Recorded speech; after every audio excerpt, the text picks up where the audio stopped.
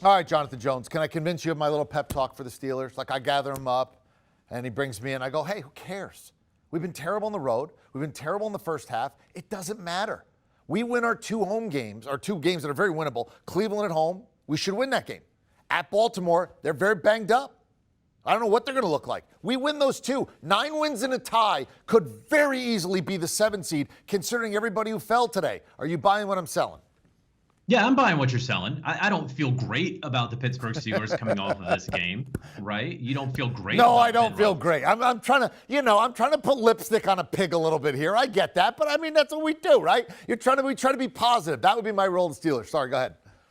No, and listen, you as a team rushed for more than 100 yards. Najee Harris had a lot to do with that, with 93 total yards, and this is a game where you weren't really trying to run the football all that much.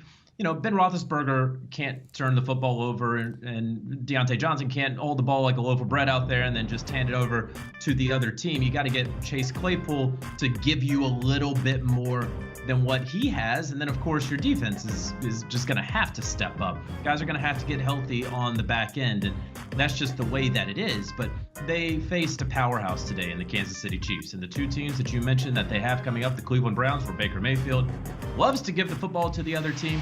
Baltimore Ravens team that their defensive backfield is in shambles right now. Certainly believe that Lamar Jackson would be back and ready to play in that season finale, certainly with a playoff berth potentially on the line, or potentially to keep a rival out of the playoffs. So, yeah, they're banged up, but I think Lamar would be back for that one. All that said, though, if it is 9.5 wins, that ultimately gets the Steelers into the playoffs, and of course they need some help around the league, then sure. Okay, you lost this game, you got your butts beat. Let's just go out there and win a couple rivalry games, and we'll worry about it as we're back in the playoffs and say whatever to the haters. Now, when you look at the AFC playoff picture, here's the problem. The Bills, right, you got the 4 division winners. The Patriots have Jacksonville next week. That will get them to 10. The Colts, they have the Vegas at home, and then they have, I believe it's Jacksonville in the last week. That's going to get them to 10. So if you're the Steelers, if you win both, you got to hope somebody beats the Chargers. The Chargers have to lose either home against Denver or at Vegas. If they lose one of those two, I think you're going to get in if you win both. I think they have to get some help with the Chargers. I'm not sure that's the help that they're going to get, but that's help that they need. Now over to the Chiefs. They both won and lost today. They obviously won again, but they lose Clyde Edwards-Helaire. It did not look good. I don't like to speculate about injuries, but if you listen to our telecast, we have great people. It was Tony Romo. It was Jim Nantz. They were talking like, hey, you know, if it's a broken collarbone or significant injury, that's going to do it for them. They do have Darrell Williams, who was great in the playoffs for this team and has been. How big a loss, if Clyde Edwards-Helaire is lost, is that for the Chiefs? You know, he's a key player, and it seemed that he was sort of coming along, turning a corner, especially after a little bit of a lull in that second season of his. But you mentioned Williams. There's Gore that they have there, as well as this is not a run-first team or even a run-centric team. They like to run the football. It opens up the pass game for them, certainly, but they were still able to hang as many points as they did, 36 on the Pittsburgh Steelers without Travis Kelce. They're going to get Kelce back. Tyreek Hill isn't going to be shut down when they have Travis Kelce out there on the field, because you can't shut both of those guys down. And the way that this defense is playing right now, I mean, the Chiefs can win games 14-10.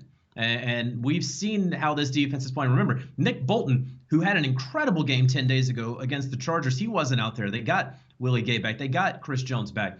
They got L'Jarius Sneed and Charvarius Ward, several others players back from COVID or personal or injury reasons. And so this is a defense that is playing better and getting healthier as the season is going along. So, you know, I don't want to say, oh, it doesn't matter that Clyde Edwards-Helaire may be lost for the rest of the regular season and into the postseason. It's just that this is not the way that these Chiefs are built or how they can win. I think they can win by filling in around him. All right, well done, Jonathan Jones.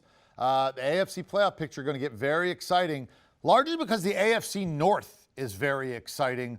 Although you have to think today was a great day if you were a Cincinnati Bengal fan. You won. Obviously, the Ravens lost because you beat them. Pittsburgh loses as well. Cleveland lost yesterday. So the only team in that division to win this weekend, the Bengals. So they are now at 9-6, and they have swept both the Steelers, and they have swept the Ravens. So Bengals very much with an inside track. If they win either of their last two, which will be Kansas City or at Cleveland, if they win both either, just got to win one, they're going to win that division. That's going to be it. If they lose both, then it becomes interesting. And Pittsburgh, watch out for the Steelers. Watch out. They're going to play Cleveland and at Baltimore. You just got to figure the Steelers, one of those franchises, they're never out till they're out. You know, just when you think I'm out, they pull me back in. That might be Pittsburgh this year.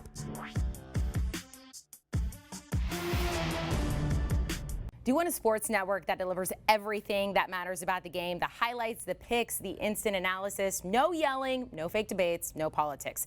Hit the subscribe button and never miss a moment.